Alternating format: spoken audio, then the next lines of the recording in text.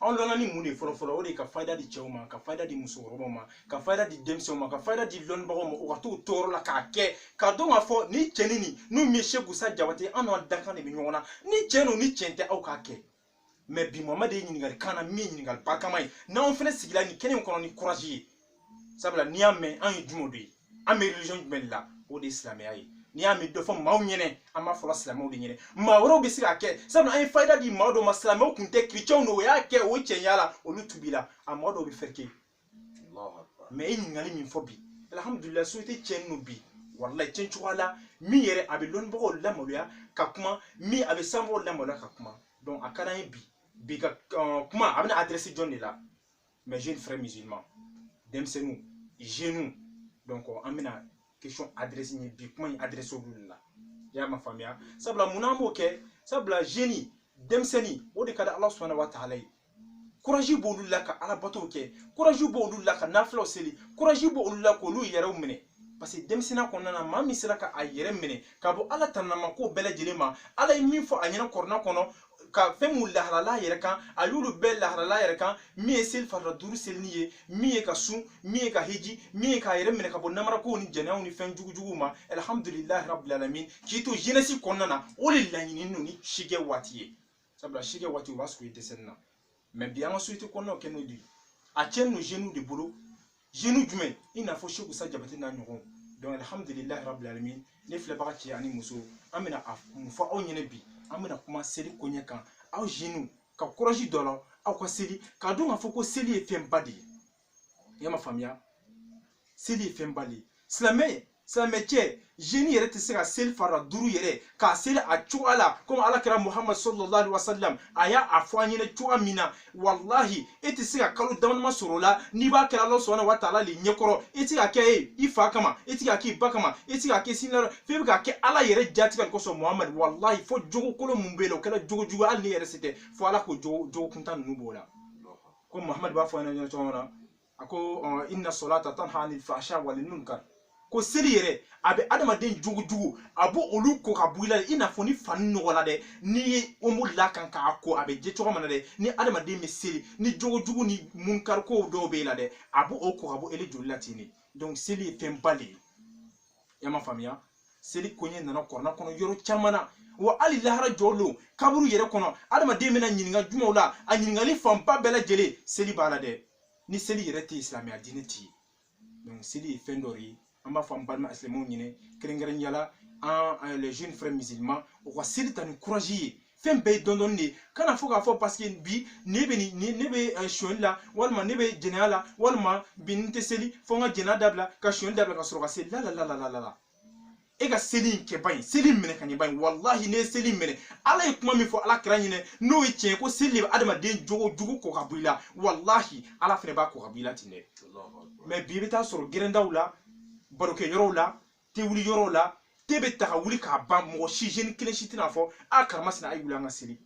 nasa a yibu o ye lebu de ye i y'a ma faamuya anw de dun ko k'anw ye silamɛdenw ye anw de dun ko k'an ye maaɲumandenw ye munna anw tɛ seli han kama sɔrɔ kɔrɔna dila alakira Muhammad sallallahu alaihi wasallam a jigila kan wa kana fil ard a jigila kan ka to dugukolo de kan ya Muhammad mais seli bɛ di alakira sallallahu alaihi wasallam a san yɛrɛla de ka taa seli d'a ma fi samai seli taara di an ka kiraba Muhammad sallallahu alaihi wasallam seli yɛrɛ bonɲɛ a n'a a daraja ani nafa min b'a la ni silamɛ ɲɛnama bɛ seli ni jeune bɛ seli a ka di Ala subhanahu wa ta'ala ye cogo min na Ala ye an ka kiraba Muhammad sallallahu alaihi wasallam notre prophète paix et salut sur lui a y'a a sana yɛlɛ de ka taa sanfɛ ka taa seli d'a ma cɛw musow denmisɛnnin maakɔrɔ aw k'a kɛ Ala ye k'a kɛ o kira kama aw kana kɛ anw kama dɛ aw k'a kɛ aw yɛrɛ kama k'a kɛ asinilaro kama k'a lɔn k'a fɔ ko lon dɔ la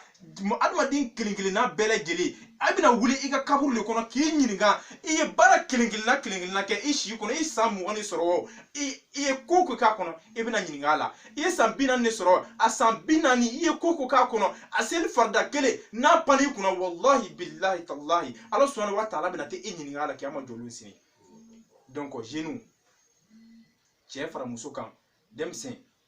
aw de kan ka wuli ka silamɛya minɛ bi ni bolo fila ye sabu a courage bɛ aw de la aw de kan ka silamɛya yira diɲɛmaw na f'a ka dɔn k'a fɔ a bɔ vraiment non an bɛ diɲɛ waati min na bi jeunes yɛrɛ de ka silamɛya bɛ bonyana sabula cɛkɔrɔbaw n'olu ka silamɛya bonya ka tɛmɛ jeunes ta kan olu sen o sa dingɛ de da la mais an mun ye jeunes ye ni ko n'a kɔrɔ tɛ anw bɛ se ka san 20 ka caman sɔrɔ ni ala ka jɛn ye silamɛya in kɔnɔna na donc ni jeunes silamɛ jeunes caya la donc o kan ka an ma nisɔndiya ko ye wa kan ma waso ko ye alhamdulilahi rabbil alamin an bɛ min fɔ an balima silamɛw ɲɛna seli kunkalan kan donc aw ka sabali ka seli farida 5 min ye fajiri lansara fitiri safo seli fana aw ka minɛ aw tigɛ fila la k'a kɛ ko i n'a fɔ alakira muhammad sallallahu alaihi wasallam a y'a fɔ an ɲɛna cogoya min na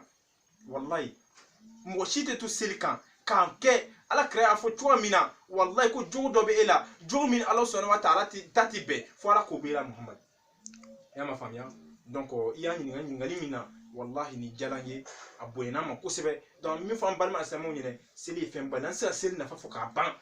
seli nafa sara mun b'a la baraji mun b'a la an se k'o nafa bɔ fo ka ban mais ni ko ye dakuru dama dama ye en bref k'a yira adamadenw na seli yɛrɛ bonya n'a daraja kosɔn a ma di alakira ma k'a to dugukolo sanfɛ ala y'a sana yɛlɛ de ka taa d'a ma donc seli ye fɛn ba de ye o la a bɛ kɔnɔ kɔnɔ inna salata tanha anil fahsha wal munkar maa ma n'a nɔrɔla seli la a bɛ se ka a barika bɔ diɲɛlatigɛ ko caman ma donc an b'a fɔ an balima silamɛw ɲɛna seli kɔlɔsi tɛ maa mun na a ye sabali a ka seli minɛ bolo fila la k'a kɛ a kɛcogo ɲuman na an mun fana t'a dɔn bi portable sababuya la réseaux sociaux kan seli yɛrɛ koɲɛw ani arajow télévision hey silamɛya yɛrɛ a yɛrɛ nɔgɔyalen de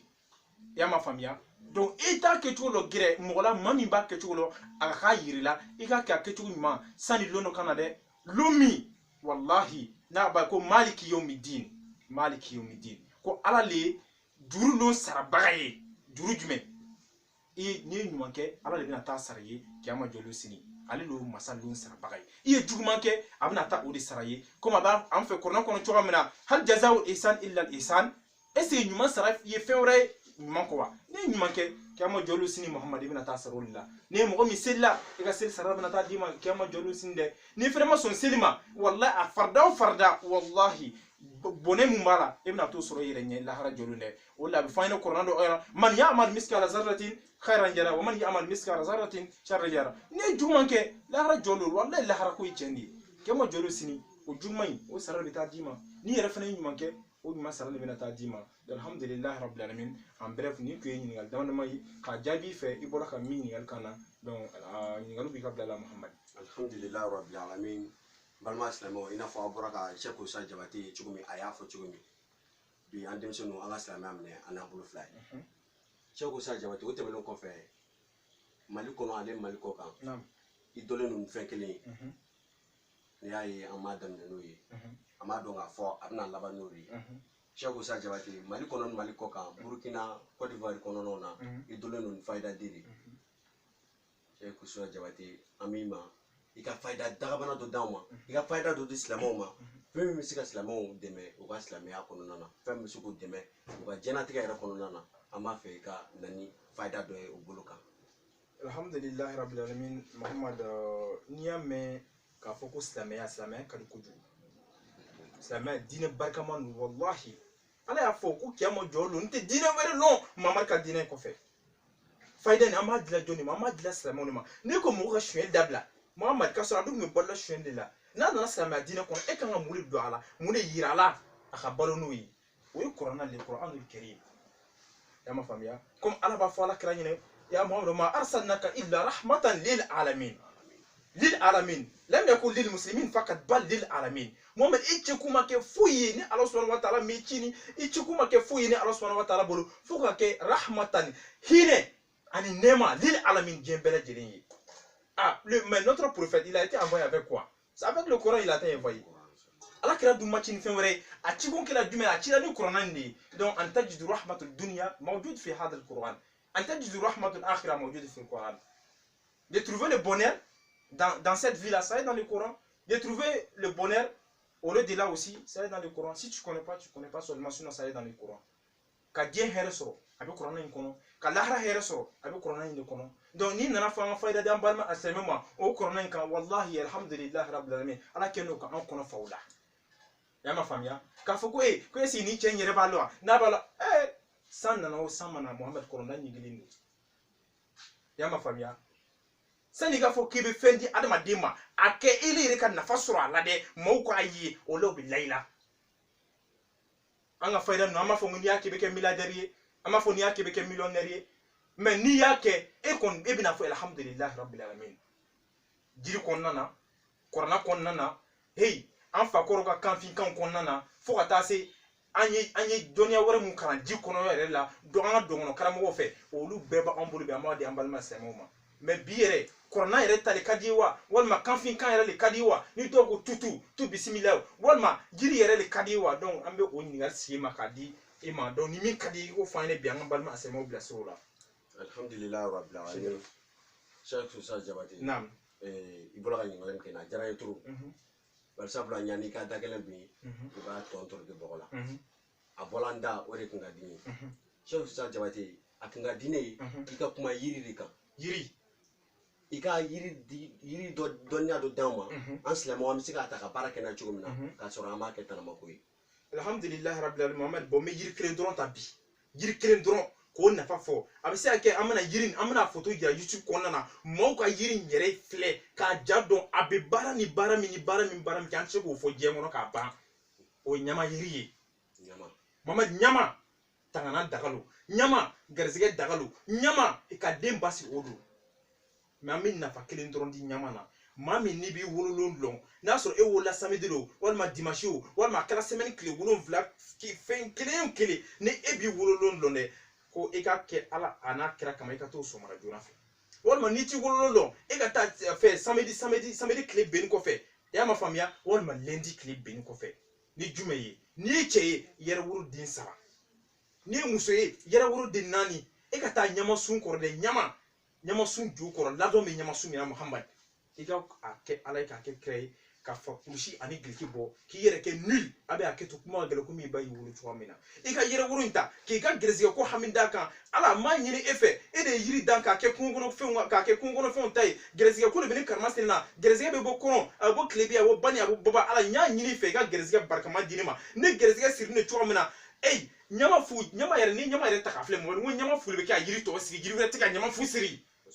a kɛ ala kira ye ko o ɲamasun ju i ka a sugi dɛ ka yɛrɛ woro den 3 in bila n'i cɛ ka yɛrɛ woro den 4 bila n'i cɛ k'a datugu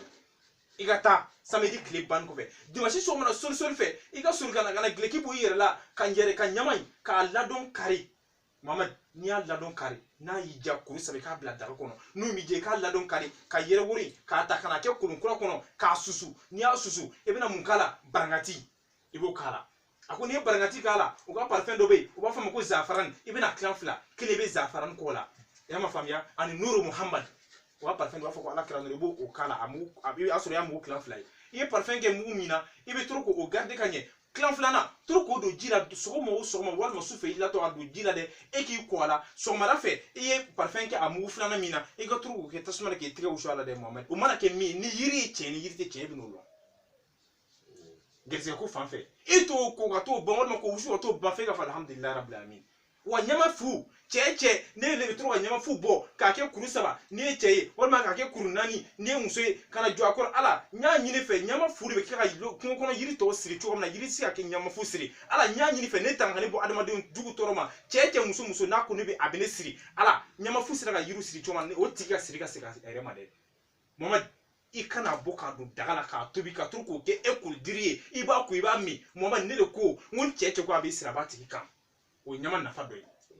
wa e bɛ ni muso o muso cɛ o cɛ e de nɔrɔ la ka tugu la e bɛ ɲama fu bɔ k'a kɛ daga kɔnɔ ka to k'a ko Mohamed e tɛ siri e cɛ ɲɔgɔn na n'i ye cɛ fo ka taa jɛ wuli n'i ye muso e tɛ siri muso ɲɔgɔn na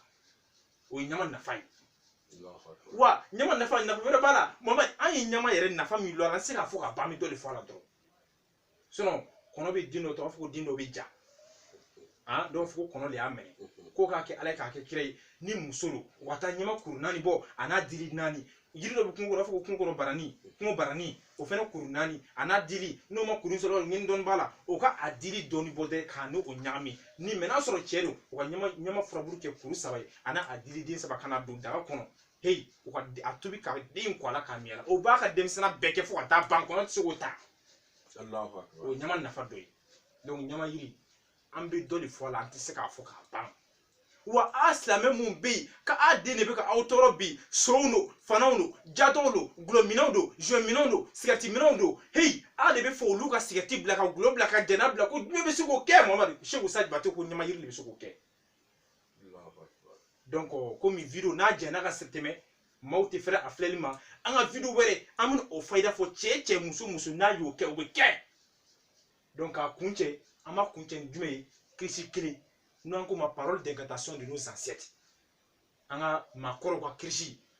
Mohamed Seku Usa Jabate ko tile bɔtɔlɔ ni e k'i jɔ i ka da la walima i ka bitigi da la a ko i bɛna mun fɔ a fɔ tu bisimilayi tu bisimilayi tu bisimilayi suruku kɔnɔntɔn suruku masa kɔnɔntɔn duwa kɔnɔntɔn duwa masa kɔnɔntɔn gɛrɛsɛgɛ kɔnɔntɔn gɛrɛsɛgɛ masa kɔnɔntɔn ala a ta na n y'a ɲini fɛ o bɔ kɔnɔ bɔ tile bɛ a bani o di ne Seku Usa Jabate ma nin fɔ siɲɛ kɔnɔntɔn i k'a mun ɲɛda la ne ye tile kɔnɔntɔn sɔrɔ na n'i ma nafa ye na ne Seku Usa Jabate wele ninnu ye dɔnni dɔ ye terre à terre de kun faya kunun de don mais an bɛna sigi bi k'an b'a di an balima silamɛw ma kuncɛbaniya tɛ yɛrɛ yira tɛ dɔ bɛna fɔ ko lila c'est un grand savant non non non mɔgɔ caman bɛ sɔrɔ an bɛ dɔnniya nin dila olu ma olu yɛrɛ b'anw minɛ ka anw kalan i n'a fɔ komi kunfin y'a ma faamuya mɔgɔ tɛ se k'a bɛɛ lɔn anw b'a lɔn ka tɛmɛ dɔ kan bi dɔ fana b'a lɔn ka tɛmɛ olu an kan bi o dɔ fana b'a lɔn ka tɛmɛ olu tigi kan bi dɔnni de bɛ ten i tɛ se k'a bɛɛ lɔn dɛ ala kira y'a fɔ dɛ ko ala y'a fɔ dɛ o ma utikum min ilmin illa qalil ko ni ala subhanahu wa ta'ala ma foyi d'a ma dɔnni na fana kɛra dɔnni ye o tɔgɔ de fɔlɔ ma ye ilmu donc n'i ye dɔnni sɔrɔ a kana k'i kɔnɔ k'e de ɲɔgɔn tɛ yen la i mana kɛ cogo cogo dɔ bɛ dɔ lɔn ka tɛmɛ i kan e bɛ dɔ lɔn dɔ t'o dɔn donc a kana kɛ mɔgɔw ɲɛna ko nin ye kuncɛbaniya ye walima k'an de bɛ la k'a di aw ma ko parce que gindo min b'anw kɔnɔ an tɛ fɛ ka sa n'a ye aw k'a kɛ aw n'a ni Seku Usa Jabate ɲɛ ma se ka kɛ naani ye walayi ni aw y'a kɛ n'aw ye nafa sɔrɔ aw ye sanu d'a ma sanu d'a ma a ye wari d'a ma wari d'a ma ala sɔnna wa ta'ala b'an sara a la ka d'a kan Muhammad sallallahu alaihi wa sallam a b'a fɔ a ɲɛna a ka hadisa ɲɛnama na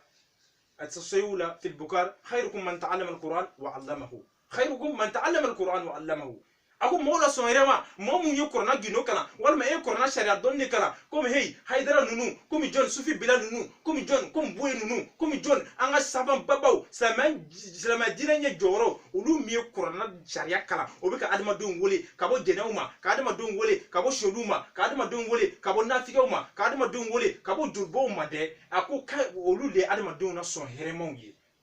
mamu fene wa gino di adama do mabi korona kono ese an gino mi fo shitana lowa an shitana kuma fo yawa abura korona ni kono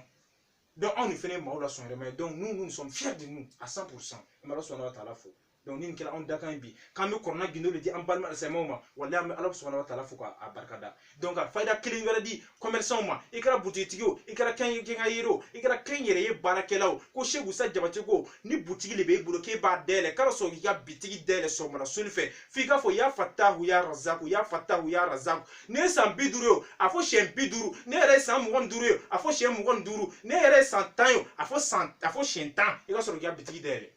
ne mugon fene no ka gele mugoma afo iza jaa nasrullahi wal fatu iza jaa nasrullahi wal fatu iza jaa nasrullahi wal fatu ni eshiye san damide afo o shen dai ka bitigi dele cheshi to kan ko ala ke ka bitigi datugu Mohamed Allahu akbar ya ma famia nous ne gino dans les terre à terre ou de ce soldat là quoi ne mo mi tuti shia ki allo semene clé jolé Mohamed clé jolé semene clé jolé clé wolovla afo shen wolovla ka soro ki ka betigi dele wallahi naso ala le afo ala kira Muhammad sallallahu alaihi wasallam ka bina afatu kai ka makan dele ka no sinjela o bolo jela ala barka ala te ka betigi ata datu iza jaa nasrullahi wal fatu Allah subhanahu wa ta'ala la fa Muhammad ne aku iza jaa nasrullahi wal fatu Muhammad ni ne Allah subhanahu wa ta'ala ka deme nanima wal fatu ani dayelali wa ra'aita an-nas yadkhuluna fi dinillahi afwaja bina duni Allah subhanahu adam ibn adam dunyi o bina du yadkhuluna qarhan wa taw'an o bi duni Allah subhanahu wa ta'ala ka dinela ajalo ya majuyi afwajan sabe di jamakulu mo iti tun kan ni ala ma adam dun du ka biti ko wal mai ka baraka ro jamakulu sa donc balma samou Nigal mana kay en Côte d'Ivoire numéro après le compte de la Côte d'Ivoire qui est 00125 vous prenez le 88 03 02 83 je répète encore le 88 03 02 83 ou le numéro du Mali parce que nous sommes en frontière donc vous prenez le code identifiant du Mali qui est 00123 le 79 99 17 43 dans ma flebaka ci ani musofo dem si ani bakoro mamu banga vidéo partager ni ka aimer krengere yela mamu fene abonné na page kan ama ina balma islamo fe ali bi o ka adama do informer o ka abonné na page sanfɛ ala ni fayda ni nafa ko son ani am fɛn mun bila kan kuma barkama do dama fo assalamu alaikum wa rahmatullahi ta'ala wa barakat ka nga dina nya joro fo ka nga karamo fo ka an fo ni yoro ka nga dafin joro fo donc o mi ne re karamo ni ala o don garzigala ka kla ka ken yere wuru momake na mi sigoro benu zega olu mi sam bi kono do anko ni shegu sa jabate ka fulu baye ala yake chokoroba mi amake chokoroba hypocrite ka be nkala ni kono flay wallahi ni shegu sa jabate kambolo to chokoroban bolo wallahi ma fo bi alhamdulillahi rabbil alamin donc ma fo shi barkama be Allah subhanahu wa ta'ala bolo ala ka dana ma kane barkama be Allah subhanahu wa ta'ala bolo ala ka dama donc ni chokoroban asarata bolo je an lara donc dafin chokoroba an mi fo an ga jemukan bele jelina an sene gi to fo jemukan mina an ma sigi to fo jemukan mina wallahi innamal a'mal binniyat bara be ken nganiyali ni sigi anti sega sigi an fio an me ele ka sigi la donc ama fima ko shukran lakum وجزاكم الله خيرا كثيرا والسلام عليكم ورحمة الله تعالى وبركاته.